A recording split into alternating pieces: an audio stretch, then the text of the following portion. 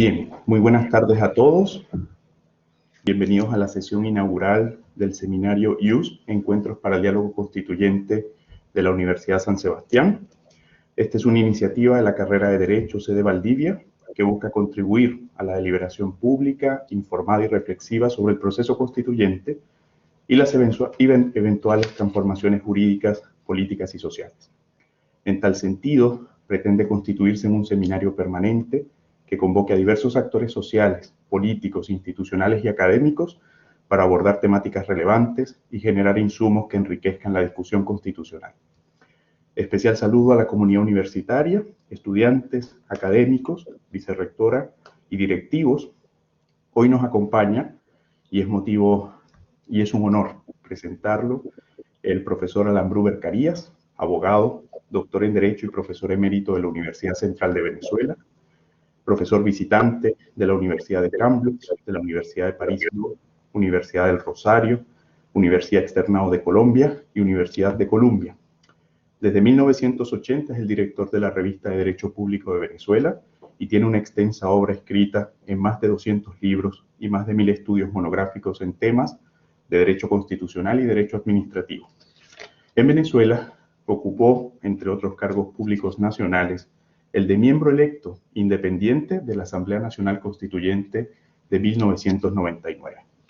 Antes de ceder la palabra a nuestro distinguido invitado, los invito a escuchar a la profesora Gina Osorio Carvajal, directora de la carrera de Derecho de la Universidad San Sebastián, sede Valdivia. Gina, enciende el micrófono. Ahí sí, disculpen. Sí. Muchas gracias, Luis. Muchas gracias, profesor Alan, ya por haber aceptado esta invitación para nosotros como carrera de Derecho.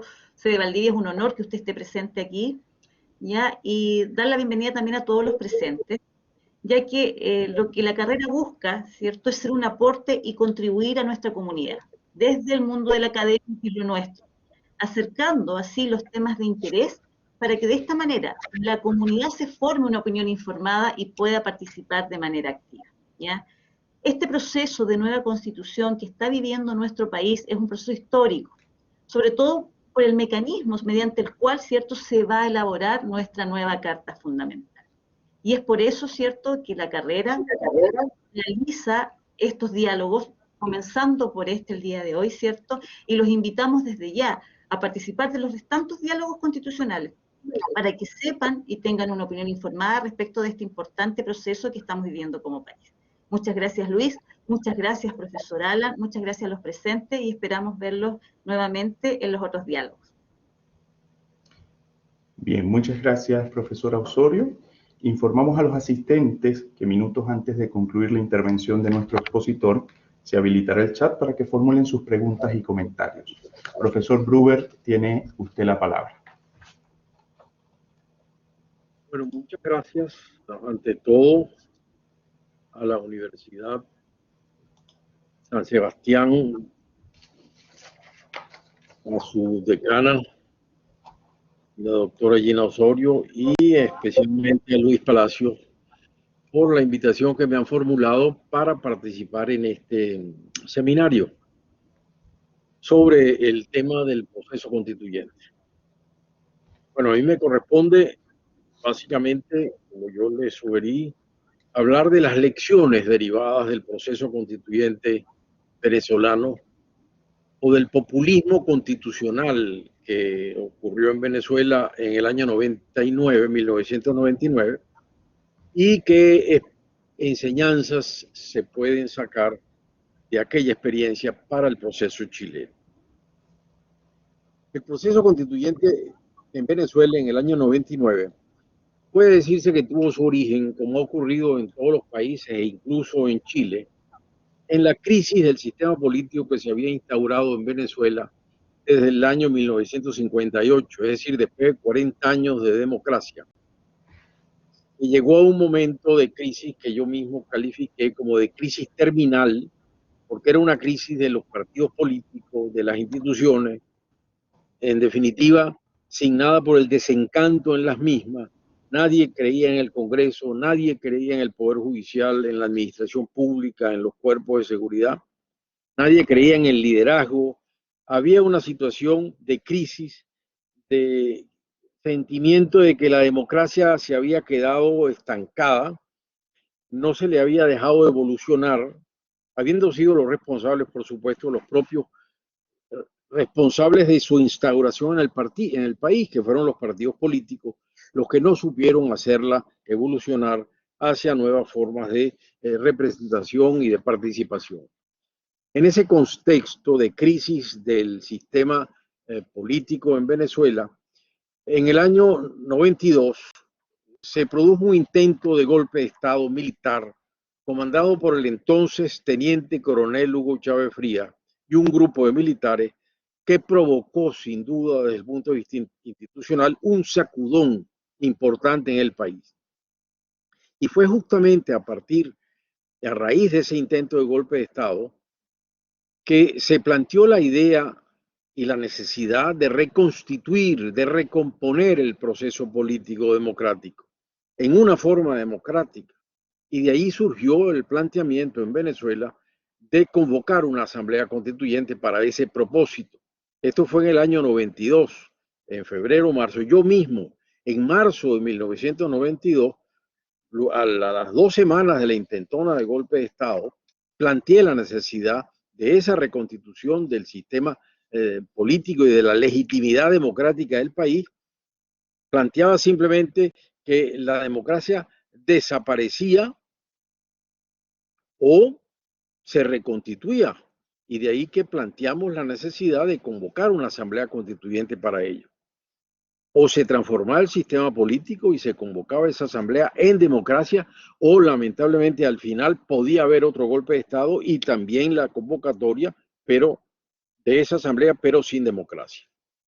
En ese momento estábamos a tiempo, yo decía, de reconstituir el sistema político, pero existía un escollo fundamental que impedía materializar rápidamente la idea y propuesta de convocar una constituyente, y era que la constitución vigente de 1961 no preveía, como era el caso de Chile hace 3 años, no preveía entre los mecanismos de su revisión la figura de la Asamblea Constituyente.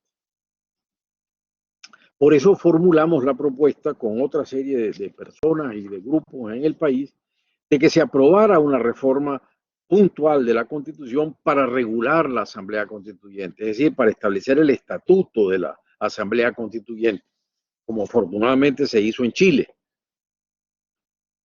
Pero en Venezuela en aquel momento ni los senadores, ni los diputados al Congreso, ni los partidos políticos entendieron la gravedad de la crisis y no pasó absolutamente nada y se perdió la oportunidad de convocar la Asamblea Constituyente constitucionalizada, es decir, regulada en la Constitución y en democracia.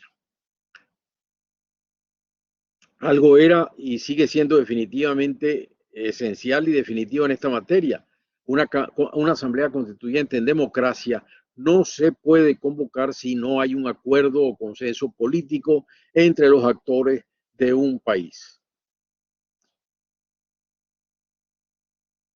Esa había sido la lección hasta ese momento del año 92 en Venezuela, que resultaba del proceso constituyente colombiano de 1990, que fue producto precisamente de un acuerdo político amplísimo que permitió que luego de una consulta popular y una decisión judicial se convocara una asamblea constituyente que fue la que sancionó la Constitución colombiana de 1991. Puede decirse que esa lección no la aprendimos en Venezuela, en cambio sí se aprendió en Chile. Y el acuerdo político que hubo en el año 2019 originó en Chile lo que no originó en Venezuela, la reforma constitucional para regular puntualmente la convención constitucional e iniciar el proceso constituyente. En Venezuela, en cambio, no hubo esa voluntad política, ni interés, ni consenso alguno para plantear el tema de regular una constituyente. Y eso dio origen precisamente a la figura del populismo constitucional, producto del llamado nuevo constitucionalismo, con la propuesta de utilizar las instituciones democráticas para asaltar el poder a través de una asamblea constituyente convocándola sin que estuviese prevista y regulada en la Constitución, como se planteó incluso en Chile todavía en el año 2016-2017. Fue entonces, ante la desidia, la ignorancia, el desinterés del liderazgo y de los partidos políticos, que la idea de la Asamblea Constituyente fue asumida en Venezuela como bandera política por el candidato presidencial ya en el año 97, 7 años después del intento de golpe de Estado, por el candidato presidencial golpista Hugo Chávez Frías, de manera que su campaña electoral durante todo el año 1998 fue solo plantear la necesidad de convocar la Asamblea Constituyente, pero sin reformar la Constitución, solo convocando al pueblo, solo convocando la voluntad popular, populismo constitucional, y así refundar la República. Frente a esa propuesta, lamentablemente no hubo reacción alguno de los partidos políticos.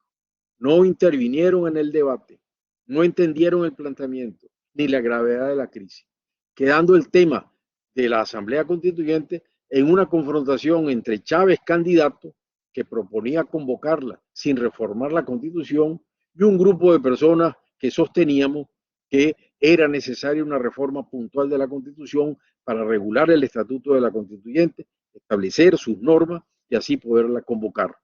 Inclusive yo en ese momento era presidente de la Academia de Ciencias Políticas y Sociales y con tal carácter asumí el liderazgo de llevarle a la contraria al candidato presidencial Chávez, ya que los partidos políticos desaparecieron del escenario.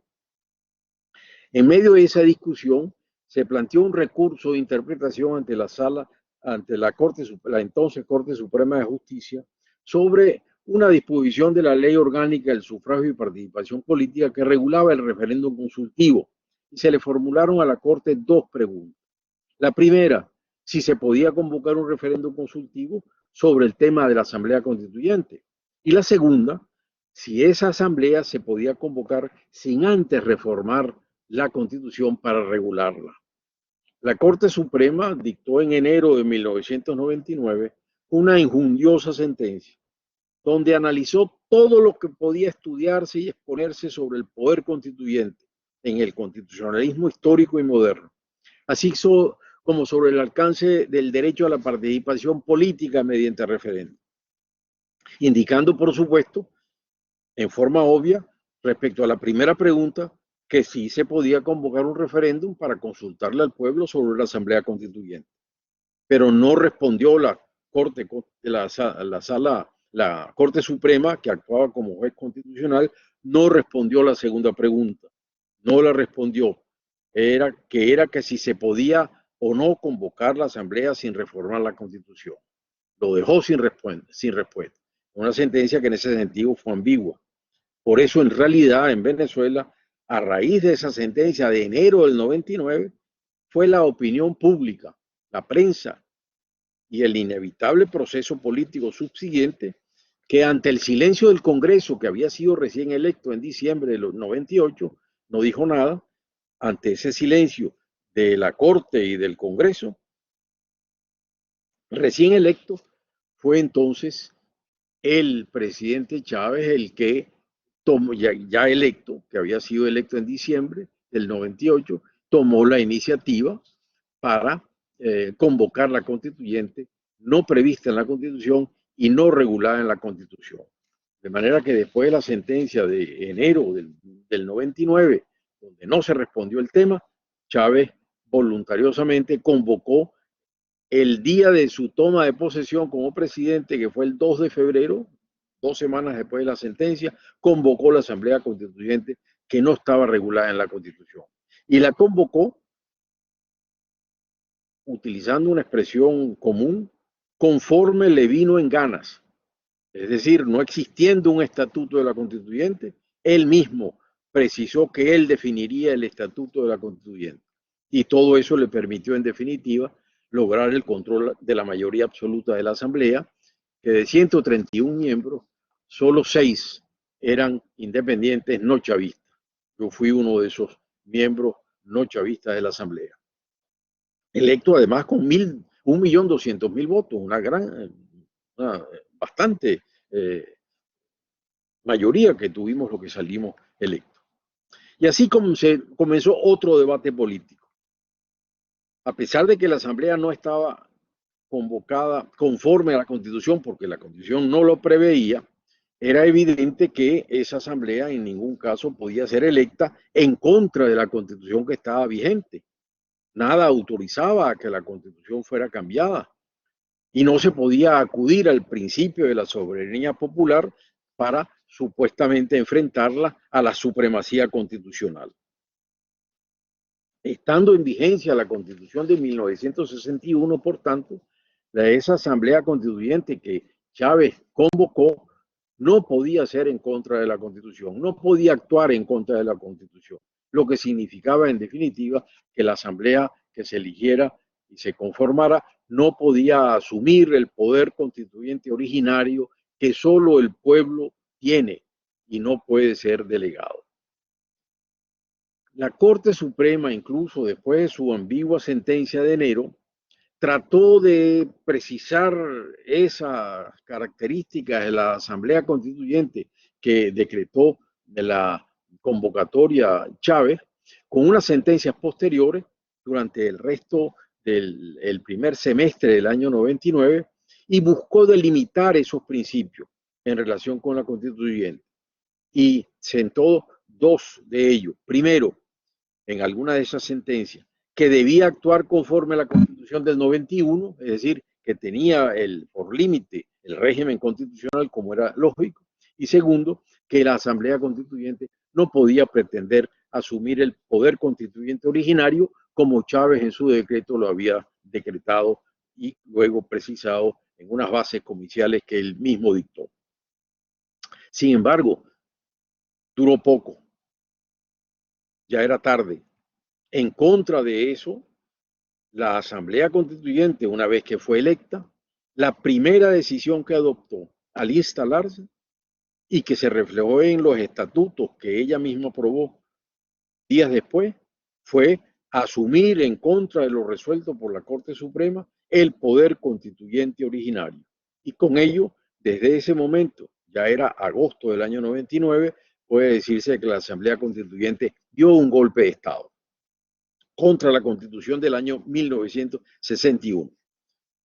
Yo salvé mi voto negativo sobre esa decisión y sobre muchísimas de ellas posteriores. Hay una obra de 3 volúmenes que se llama Debate Constituyente, donde están todas mis propuestas y votos salvados respecto a lo que hizo la Constituyente. El procedimiento aplicado por Chávez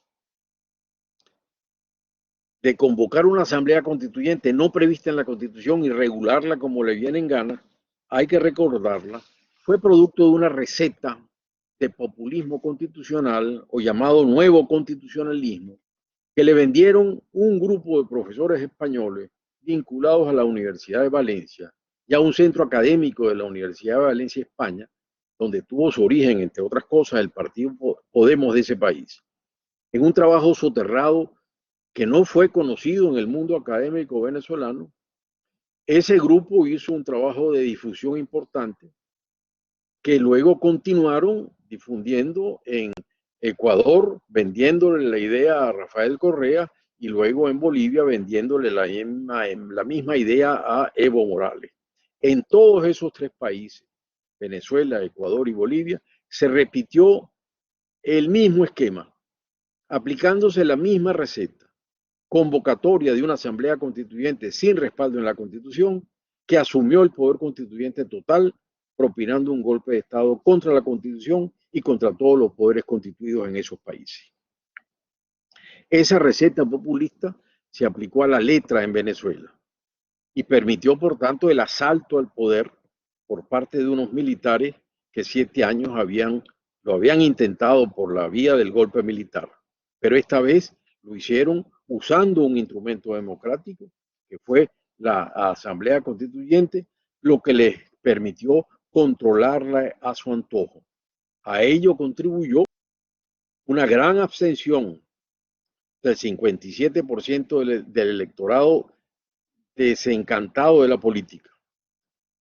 Y con ello, una minoría convertida en mayoría en la Asamblea dio el golpe de Estado a través de una serie de actos que adoptaron rápidamente en un proceso que duró solo un mes. Primero, al adoptar el Estatuto de Funcionamiento de la Asamblea, declararon que ésta asumía el poder constituyente originario, suplantando al pueblo y a la soberanía popular. Inclusive se la denominó soberana, asamblea y soberanísima. Segundo, decidieron que la constitución que estaba entonces vigente, la del 1961, en contra de ella, que todos los poderes públicos quedaban subordinados a la asamblea con la obligación de obedecer los actos que dictara la asamblea, decretando incluso la reorganización de todos los poderes constituidos. La consecuencia de ello fue que las decisiones de la Asamblea Constituyente, entre otras cosas, quedaron exentas de control. Nadie las pudo controlar. E incluso el Tribunal Supremo, que la propia Asamblea Constituyente nombró en diciembre, luego sentenció que las decisiones de la Asamblea habían tenido rango supraconstitucional, de manera que asegurar así la ausencia total de control. Esa lección incluso se aprendió en Ecuador para prever esa situación en el Estatuto de la Constituyente, diciéndose en el Estatuto de la Constituyente del año 2007 en Ecuador que los actos de la Asamblea eran inmunes y no estaban sometidos a control alguno. Tercero, la Asamblea Constituyente se atribuyó potestades por encima de la Constitución vigente, que era la del 61, al punto de establecer incluso que en su estatuto que la Constitución vigente solo estaría vigente en todo lo que no fuera contrario a lo que iba decidiendo la Asamblea Constituyente. Y cuarto, la Asamblea Constituyente decretó la intervención del Poder Judicial. Creó una comisión de emergencia judicial, la que barrió con la autonomía e independencia de los jueces, destituyó a mansalva a los jueces de carrera sin garantías de debido proceso, nombrando jueces sustitutos sin concurso. Como era soberana, supuestamente podía hacer lo que le viniera en gana. La Corte Suprema de Justicia, después de aquella sentencia ambigua y de haber tratado de corregir la carrera autoritaria que se venía a venir en la Asamblea Constituyente, lamentablemente adoptó un acuerdo en agosto del año 99 en relación a la Comisión de Emergencia Judicial que nombró la Asamblea Constituyente, llegando incluso a nombrar uno de sus magistrados como miembro de la comisión. Y por supuesto, tiene que entenderse, como lo dijo la presidenta del Tribunal de la Corte Suprema de Justicia de la época, la doctora Cecilia Sosa, con ello la Corte Suprema produjo su autodesilusión y la presidenta de la Corte Suprema renunció a su posición, siendo luego, a los 2 meses, la Corte Suprema la primera víctima de la Asamblea Constituyente, porque fue absolutamente barrida. En quinto lugar, la Asamblea Constituyente intervino, además del Poder Judicial, intervino al Congreso. Cesó en sus funciones a diputados y senadores que habían sido electos solo 3 meses o 4 meses antes o 6 meses antes y que eran representantes de aquellos partidos que no habían tenido interés alguno en el proceso constituyente. La Asamblea incluso llegó a asumir, la Asamblea Constituyente llegó a asumir el poder legislativo y llegó a incluso a delegar un poder que no tenía en la comisión delegada del antiguo Congreso. Intervino además las asambleas legislativas de los estados de la Federación de Venezuela, eliminándolas, intervino los consejos municipales y suspendió elecciones municipales, es decir, arrasó con todos los poderes constituidos. Luego de este golpe de Estado constituyente, al mes siguiente la Asamblea pasó a elaborar el texto de la nueva Constitución y lo hizo en una forma precisamente como no debe hacerse un proceso de este tipo. Y es decir, empezar sin tener un proyecto previo para discutir. La Asamblea Constituyente lo que hizo fue nombrar 20 comisiones con 20 capítulos fundamentales de la Constitución, encomendándole a cada comisión que elaborara un texto las comisiones, las 20 comisiones, en efecto, en un mes elaboraron un texto que tenía 950 artículos, que luego una comisión constitucional tuvo que armonizar, integrar, recomponer, reducir a 350 artículos, que más o menos son los que tiene la Constitución vigente, que luego fueron discutidas en un mes.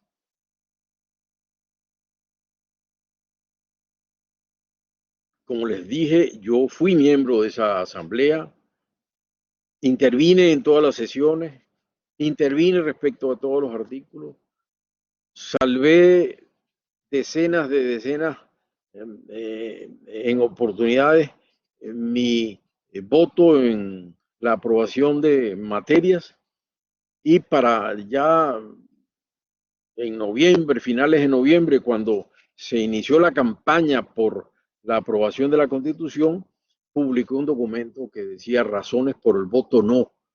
Es decir, yo decía, esa Constitución que se aprobó no es la que permitía recomponer el sistema político en crisis.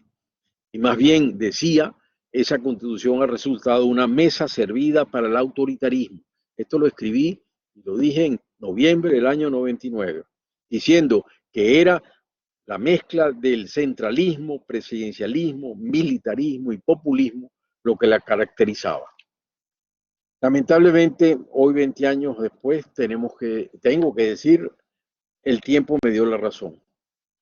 Pues la Constitución del año 99 en Venezuela, en definitiva, condujo a todo lo que en ese momento anunciaba, siendo un texto lleno de declaraciones floridas y de principios. Eso lo puede hacer cualquier grupo, cualquier constituyente, pero fue redactada en forma tal como para no ser cumplida. Y así, las violaciones a la Constitución comenzaron a ocurrir incluso antes de ser publicada.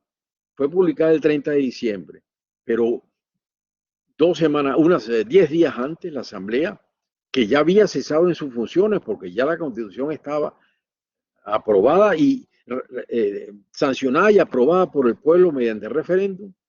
Una semana después del referéndum, la Asamblea, que insisto, había ya cesado, dictó sin embargo un régimen constitucional transitorio que resultó ser una constitución paralela, no aprobada por el pueblo.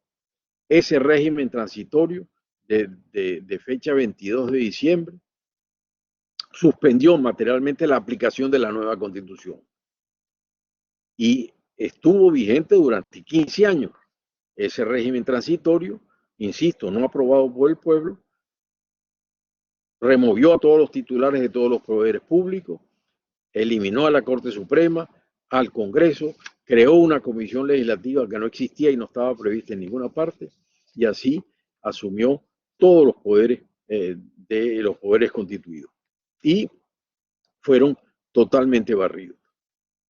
Esa constitución fue, por tanto, producto del populismo constitucional y durante los últimos 20 años, lamentablemente, ha sido inmisericordiamente violada y desperdiciada, sin que haya existido órgano alguno que haya podido controlar o detener sus violaciones.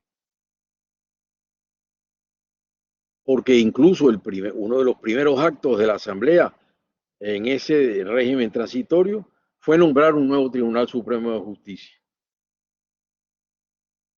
pero sin siquiera cumplir los requisitos que venía a establecer en su propia Constitución. Habiendo sido ese tribunal en estos últimos 20 años el primer instrumento, no de control de la Constitución, sino el primer instrumento para afianzar el autoritarismo en el país.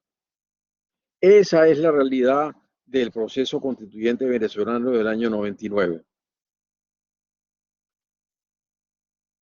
Y de ese proceso, en mi criterio, salen una serie de lecciones que es necesario aprender de esa experiencia venezolana, lecciones que se siguieron también con nefastas consecuencias del populismo constitucional en Ecuador, Bolivia, y que se trató de aplicar en Honduras. Esas lecciones es necesario conocerlas. Afortunadamente, hasta ahora, se ha podido contener en el caso chileno esa posible tendencia al populismo constitucional, porque en mi criterio, sabiéndolo o no, conociendo o no a fondo lo que sucedió en Venezuela y luego en Ecuador y Bolivia, se aprendieron, en mi criterio, lecciones de la experiencia venezolana para evitarla y no repetirla. Y ello, en mi criterio, en los siguientes aspectos que quisiera puntualizar. Primero, al haberse acordado en Chile convocar una convención constitucional, pero reformando previa y puntualmente la Constitución mediante la aprobación de la Ley 21.200 de el 24 de diciembre del año 2019, para justamente regular en el texto de la Constitución a la Convención Constitucional. Recuerdo que eso fue lo que propusimos en el año 98 en Venezuela, pero que no se logró. En cambio, en Chile, en mi criterio, sí supieron hacerlo, frenando la tendencia populista, partiendo ante todo de la necesidad de reformar la Constitución para regular en ella la Convención Constitucional y que fuera constitucionalizada, y así seguir la línea de la original iniciativa que tomó la presidenta Bachelet en el año 2017, cuando formuló el primer proyecto de reforma constitucional para ese motivo. Segundo, en Chile se logró un acuerdo político global que todas las corrientes políticas suscribieron después de las crisis políticas que tuvieron que enfrentar antes del proceso constituyente. Acuerdo que se materializó en el llamado Acuerdo por la Paz Social y la nueva Constitución de noviembre de 2019. Todos los partidos de la oposición, del oficialismo, de la mesa técnica, elaboraron y llevaron adelante la propuesta de reforma constitucional en el proyecto de la Ley 21.200 para reformarla y así regular en su texto el estatuto de la Convención Constitucional.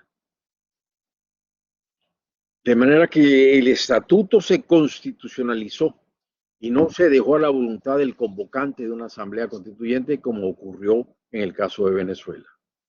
En tercer lugar, como consecuencia de esto, al haberse acordado que la Convención Constitucional estuviese constitucionalmente regulada en Chile y en mi criterio bien regulada, ello resultó ser en mi criterio la garantía más importante, y sobre esto creo que no puede haber discusión sobre si la Constitución vigente en Chile sigue o no vigente durante las sesiones de la Convención Constitucional.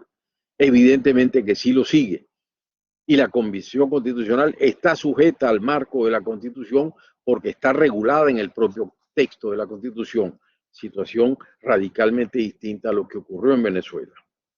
Esa regulación constitucional de la Convención Constitucional a raíz de la aprobación de la Ley 21.200 puede considerarse, en mi criterio, globalmente como la mejor garantía contra el populismo constitucional, particularmente al establecer expresamente los siguientes aspectos que en mi criterio se aprendieron de las elecciones del caso venezolano que luego se repitieron en Ecuador y Bolivia, evitando así su repetición.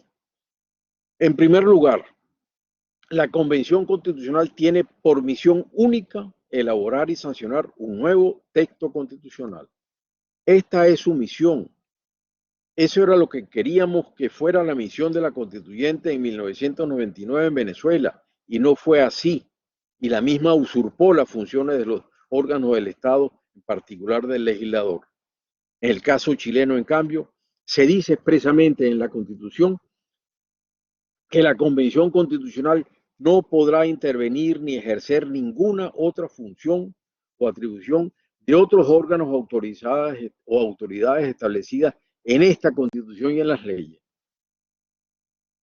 En segundo lugar, la Convención Constitucional en Chile está sometida a la Constitución vigente y a las leyes vigentes, y por eso dispone expresa y textualmente la Constitución que mientras no entre en vigencia la nueva Constitución, esta Constitución seguirá plenamente en vigencia sin que pueda la Convención negarle autoridad o modificarla. En cambio, en Venezuela, como dije anteriormente, la Asamblea Constituyente del año 99 barrió literalmente con la Constitución de 1961, que era la supuestamente vigente. En tercer lugar, en el caso chileno, a raíz de la reforma constitucional derivada de la ley 21.200, se dispuso expresamente en la Constitución que la Convención Constitucional no es soberana, no puede asumir la soberanía, no sustituye al pueblo, no puede abrogarse la soberanía. En el texto constitucional se dice, en efecto, mientras la Convención esté en funciones, la soberanía reside esencialmente en la nación y es ejercida por el pueblo a través de los plebiscitos y elecciones periódicas que la Constitución y la ley determinan, y también por las autoridades que esta Constitución establece. En consecuencia, incluso en ese mismo texto constitucional se dispone que le quedará prohibido a la Convención a cualquiera de sus integrantes o a una fracción de ellos atribuirse el ejercicio de la soberanía, asumiendo otras atribuciones que expresamente le reconoce esta Constitución. ¿Cuán diferente es esta situación a aquella que vivimos en Venezuela cuando la Asamblea Constituyente asumió la soberanía, el poder constituyente originario, y sustituyó al pueblo en la soberanía? En cuarto lugar, en Chile, a raíz de la reforma derivada de la ley 21.200, se estableció que la nueva Constitución no afectará a las autoridades constituidas. Es decir, dice expresamente, la Constitución no podrá poner término anticipado al periodo de las autoridades electas en votación popular, salvo en aquellas instituciones que integran que esas instituciones sean suprimidas u objeto de modificación. Cuán diferente a lo que ocurrió en Venezuela, que fue radicalmente distinto y que condujo a que la Asamblea Nacional Constituyente, una vez que cesó incluso y que la Constitución ya estaba aprobada, barrió a mansalva con los poderes constituidos, eliminando y cesando a todos los poderes electos unos meses antes. De esto en Chile, en mi criterio, se aprendió la lección y se reguló que las autoridades electas como principio conservan sus potestades, salvo que se trate de órganos estatales que se eliminen en la reforma constitucional. Y en quinto lugar, por último, en el caso chileno, en la reforma constitucional del 2019, derivada de la ley 21.200, se establecieron mecanismos de control necesarios para asegurar que la Asamblea en su funcionamiento se ajuste a lo prescrito en la Constitución, situación que no existió en Venezuela y la Constitución escapó totalmente de control.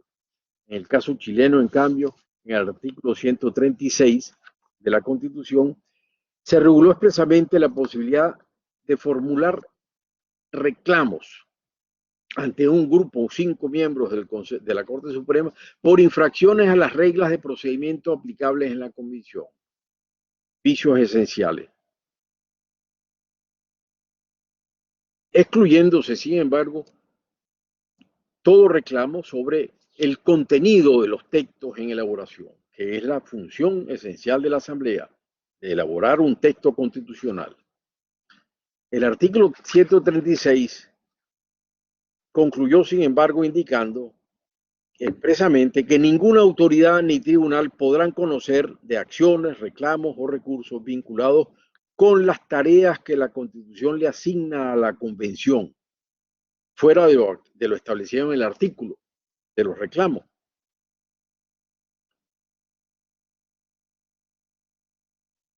En mi criterio, esta norma, sin embargo, sujeta a control de constitucionalidad todas aquellas actividades de la Convención que no estén vinculadas con las tareas que le asigna la Constitución. La Constitución le asigna redactar una Constitución. Toda otra tarea que escape de esa función y misión, que sea distinta, es una violación a la Constitución y en mi criterio estaría sometida a control de constitucionalidad por el Tribunal Constitucional, que es el órgano que en Chile controla la constitucionalidad de las violaciones a la Constitución y de los órganos del Estado. Todos estos aspectos regulados en Chile le dan un marco de funcionamiento a la Convención Constitucional cuando la compara uno con otros procesos, como en el caso de Venezuela, Ecuador y Bolivia, dentro de la Constitución vigente, para la redacción de una nueva Constitución, respetando, como dice la propia Constitución, los principios del republicanismo y de la democracia. Con todo esto, sin duda, en Chile puede decirse que se aprendió la lección de lo que no debía hacerse, y en cambio ocurrió que se reguló lo contrario a lo que se experimentó en Venezuela, en Ecuador y en Bolivia. Pero entre las elecciones del proceso venezolano, puede decirse que una de ellas lamentablemente no se aprendió a tiempo en Chile, y fue la de evitar la alta abstención en la elección de los convencionales constituyentes. Lamentablemente, en la misma tendencia de lo que ocurrió en Venezuela, cuando se eligieron a los miembros constituyentes de la Asamblea Constituyente en 1999, donde solo votaron el 42% de los electores, esto lamentablemente se agravó incluso en Chile, donde para la elección de los convencionales miembros de la Convención Constitucional solo votaron el 41.5% de los electores del país. Esto significó en Venezuela, en definitiva, que la mayoría de la Asamblea Constituyente estuvo en manos de minorías, que fueron los que impusieron la voluntad al país, y que ojalá no ocurra en Chile. Afortunadamente, sin embargo, en Chile se aprendió otra lección derivada del caso venezolano y que puede contribuir a mitigar o frenar el antes referido efectos nocivos derivados de la abstención.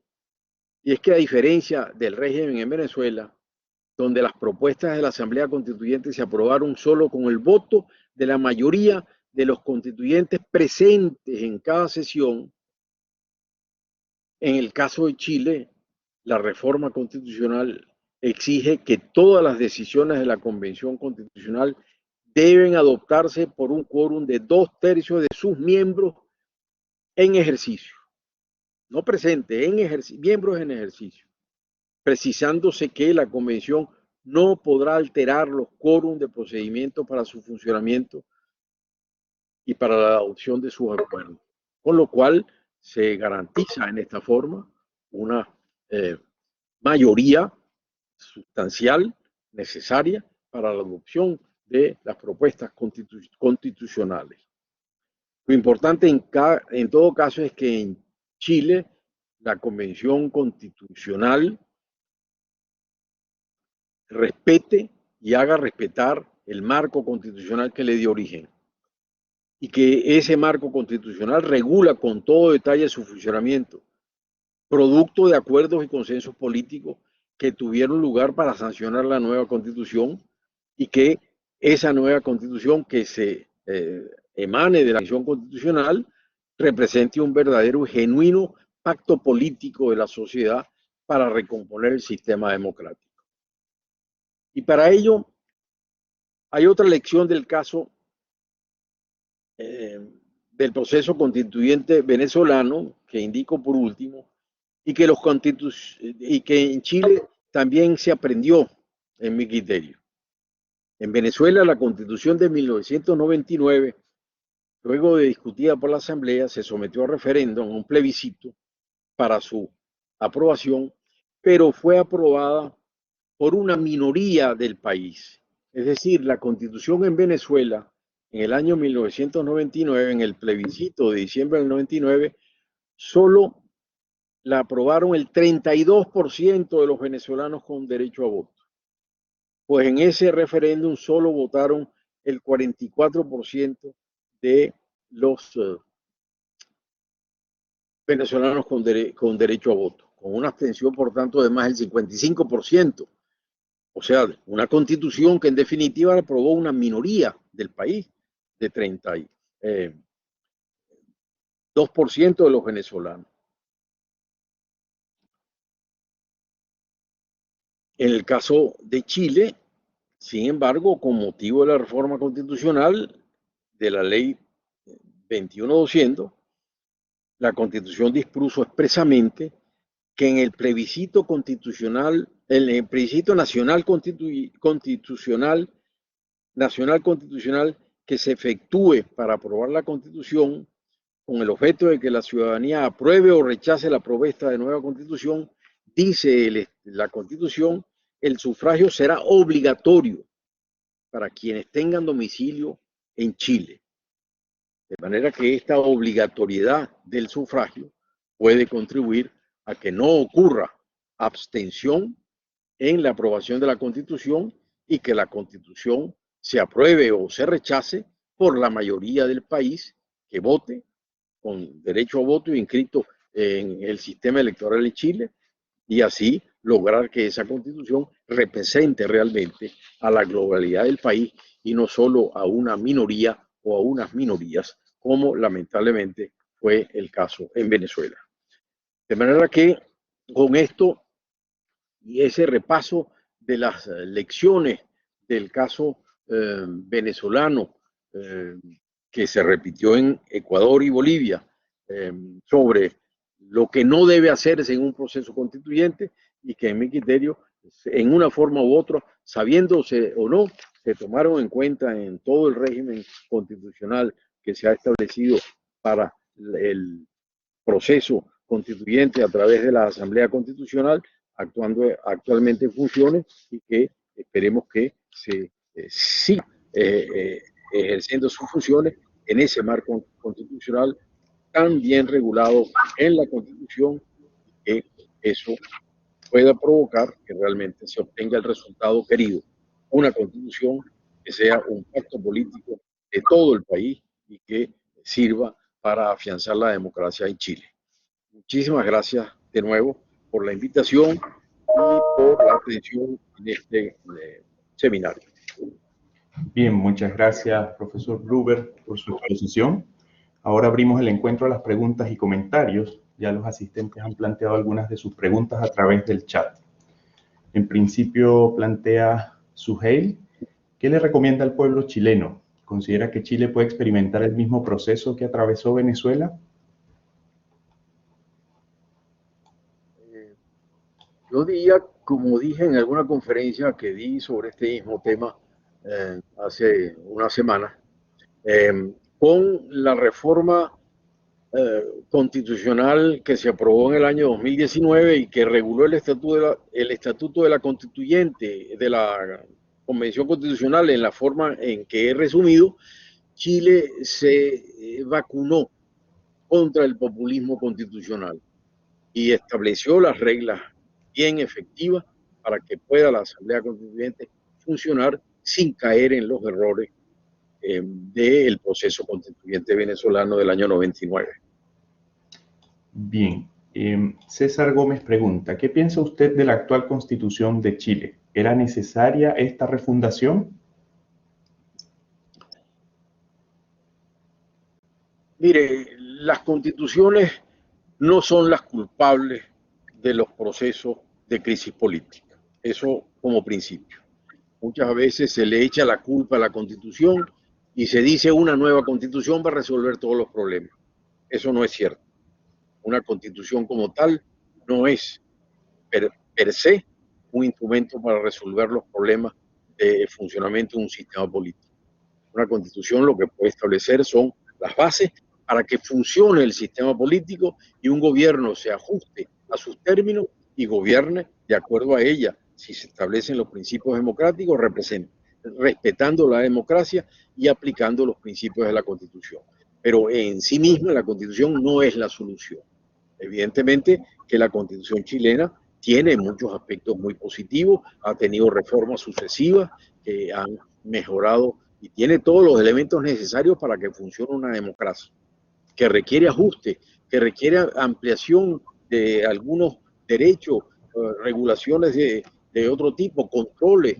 Es evidente, sí se puede, cualquier constitución se puede, pero una constituyente además de poder ser el instrumento para una reforma constitucional, lo que en mi criterio busca con mayor énfasis es recomponer el sistema político mediante un acuerdo nacional.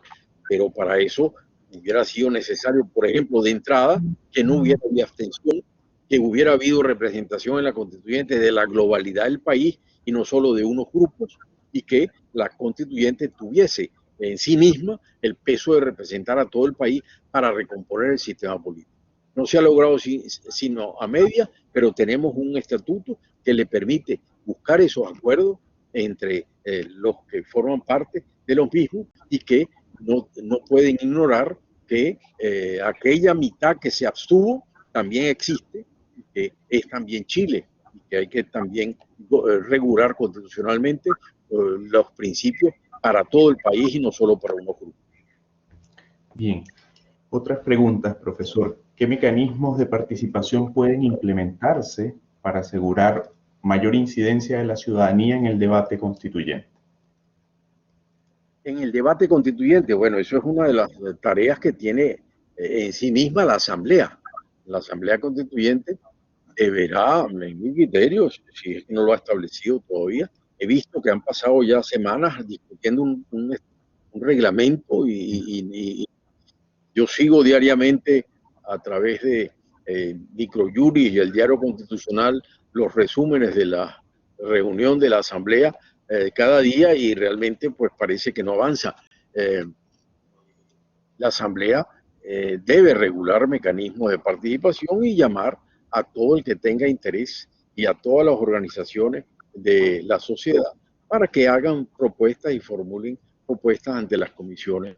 Eso es una tarea que la propia Asamblea Constituyente debe llevar adelante y garantizar. Y la última pregunta que nos plantean es ¿qué cláusulas o disposiciones en la nueva Constitución podrían contribuir al fortalecimiento de la democracia y robustecer la institucionalidad de Chile? Bueno, todos los principios democráticos, de nuevo, garantizar todos los principios de la democracia, el acceso al poder conforme a los mecanismos que prevé la Constitución, el respeto a los derechos fundamentales, regular inclusive legislativamente las medidas de protección de los derechos fundamentales. Recordemos que Chile todavía es el único país de América Latina que no tiene una ley que regule el amparo. El amparo está regulado en un acuerdo acordado de la Corte Suprema, pero no hay una ley que regule la acción de amparo, la acción de protección, como lo llaman ustedes. Perfeccionar esos mecanismos de protección en la propia Constitución y en la legislación posterior y establecer todos los principios necesarios para asegurar la separación de poderes y entre ellas la independencia y autonomía del Poder Judicial. Esos son los pilares fundamentales para asegurar una democracia, porque sin control por parte del Poder Judicial y sin control recíproco por parte de los órganos del Estado no puede haber democracia. De manera que son los principios de siempre y los principios fundamentales de la democracia los que deben ser reforzados en la Constitución y regular los mecanismos de participación. Pero el primer mecanismo de participación es a través del voto. Hay que quizás volver a establecer el voto obligatorio como se ha establecido para aprobar la Constitución, de manera que el ciudadano chileno vote y la votación es la primera forma de participación. Y la segunda forma de acrecentar la participación es acercar el poder al ciudadano. ¿Y cómo se acerca el poder al ciudadano para que éste participe? Descentralizando el poder, es decir, llevando el poder hacia las gobernaciones y hacia los municipios. Pero también me he enterado que en la elección para las autoridades regionales, que creo que por primera vez se estaban eligiendo directamente, también hubo abstención. De manera que la forma fundamental tiene que ser acrecentar la educación al país para que sepa que la forma de participación es a través del voto y a través del voto, sobre todo en los organismos locales, porque en definitiva participar solo se puede hacer efectivamente en las instancias locales. Todo lo demás son mecanismos de democracia directa, pero no confundamos participación con democracia directa. Plebiscitos, asambleas de ciudadanos, consejos abiertos, todo eso puede ser importante y útil para que las autoridades oigan a la población. Pero esos son mecanismos de democracia directa. Esos no son los mecanismos de participación para asegurarle al pueblo la participación en la conducción de los asuntos públicos, que es solo a través de la elección y de la participación en las autoridades a nivel local, que deben estar cerca del ciudadano. Bien, profesor Gruber, no tenemos más preguntas y ya llegamos al límite de nuestro tiempo. Sin embargo, me gustaría darle algunos minutos adicionales para un cierre de su exposición e igualmente para que nos comente de su próxima publicación, que voy a compartirle a los asistentes la portada que me envió a través del correo electrónico. Unos minutos. Adelante. Bueno, el estudio del proceso chileno lo he venido haciendo desde, bueno, esa es la portada. Justamente se trata de un pequeño libro que se llama Golpe de Estado Constituyente y Fraude Constitucional, que son las lecciones de la experiencia venezolana de la Asamblea Constituyente del año 1999.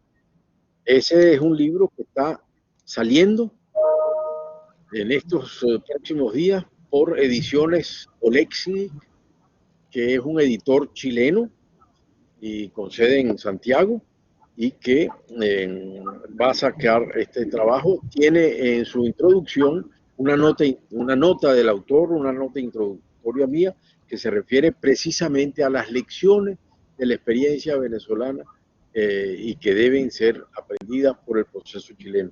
Un poco un resumen de lo que vengo a exponer hoy en este seminario. Lo importante es tener en cuenta que procesos constituyentes no se están inventando. Es decir, Chile no está inventando la pólvora o la rueda. Proceso constituyente ha habido desde la Asamblea Constitucional Francesa de 1789. De manera que experiencias constituyentes hay en toda la historia de estos últimos varios cientos de años. Y en América Latina tenemos esas experiencias vivas y recientes, las que he resumido. La experiencia constituyente de Venezuela, de Ecuador y de Bolivia, que se han hecho en una forma que ha dado origen a la apertura del populismo constitucional y que lo que han es conducido a mecanismos para asegurar el asalto al poder de un grupo que ha impuesto el autoritarismo como forma de gobierno, a pesar de todos los lenguajes floridos de las constituciones. Eso es lo que hay que evitar. Para eso hay esas experiencias, para eso hay que saber qué ocurrió, cómo ocurrió y poder así a toda costa evitar que se repitan los mismos errores. No debemos hacer que los mismos errores vuelvan a repetirse en la historia y menos tan reciente y menos en un país como Chile tan ilustrado en materia política. De manera que esos serían mis comentarios finales y que el libro este salga y ahí está detallado todo lo que ocurrió en Venezuela, que son todas aquellas cosas que hay que evitar en Chile. Muchas gracias. Bien, muchas gracias a usted, profesor. Esperamos tener pronto acceso a esta nueva publicación. Por supuesto, le agradecemos mucho que haya atendido nuestra invitación, por su amable disposición y tiempo. Y bueno, tiene las puertas de la carrera de Derecho de la Universidad San Sebastián siempre abiertas. Esperamos contar con su participación en otras oportunidades y probablemente invitarlo presencialmente a la sede de Valdivia, que le voy a compartir algunos videos para que vea la belleza natural que la rodea. Gracias. Gina, ¿algunas palabras de cierre? Sí, gracias Luis, muchas gracias profesor, una excelente exposición. Esperamos que en nuestro país no tengamos la misma experiencia que lamentablemente tuvo Venezuela y esto ayuda para que todos nos informemos, sepamos qué hacer y qué no hacer y como bien dice usted, la comunidad se tiene que informar para actuar de la mejor manera posible y no volvamos a cometer los mismos errores. Así que muchas gracias profesor, muchas gracias Luis, muchas gracias a todos los asistentes. Y los esperamos en el segundo diálogo constituyente, que es el 30 de septiembre. Así que, profesor, lo esperamos también a usted ahí ese día para que nos acompañe. Así que muchas gracias a todos. Le compartiremos la invitación a todos los interesados y nos vemos el 30 de septiembre. Que estén muy bien. Muchas gracias.